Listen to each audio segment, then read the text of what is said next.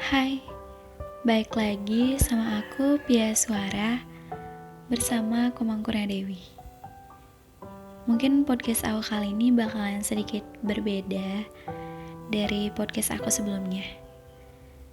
Karena kali ini aku gak bakalan nyeritain pengalaman aku sendiri.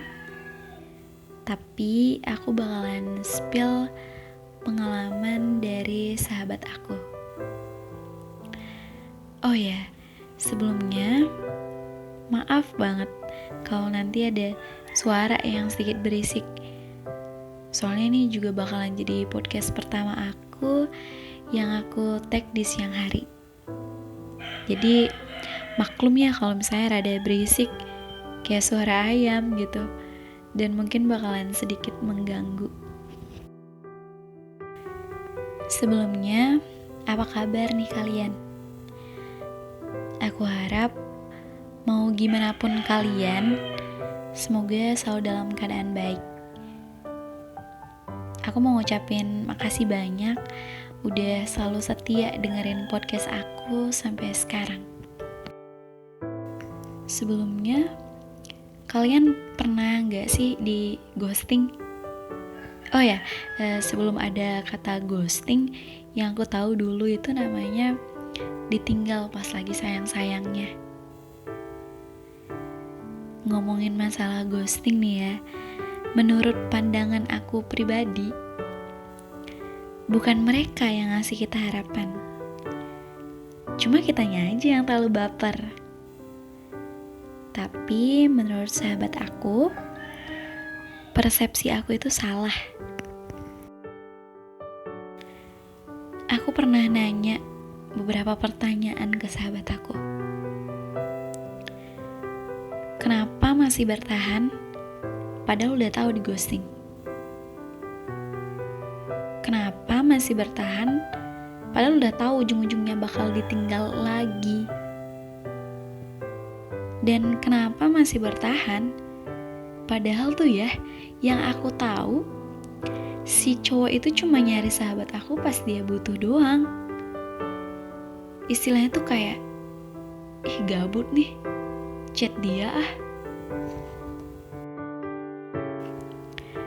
Tapi sahabat aku cuma jawab, gak bisa, menurut aku dia gak ada jejak jahatnya di hati aku.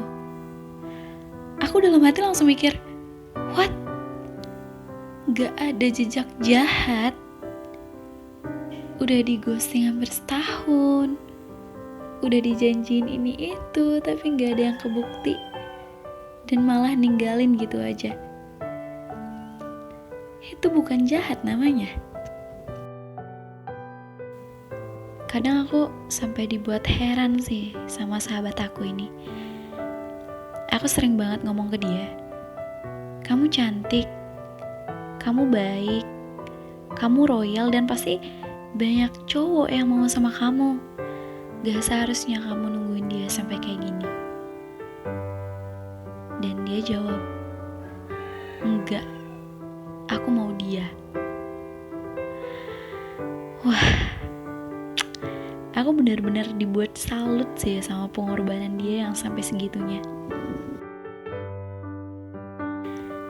Perlahan aku coba memahami isi hati dari sahabat aku. Ternyata bagi dia, lebih baik kembali ke masa lalu daripada harus memulai hubungan yang baru, yang bagi dia itu yang buat dia lebih bahagia gitu. Tapi jangan kira dia gak pernah berusaha buat move on dari si cowok ini. Udah pernah berusaha, tapi digagalin hanya karena satu notif dari si cowok yang nanyain kabar sahabat aku.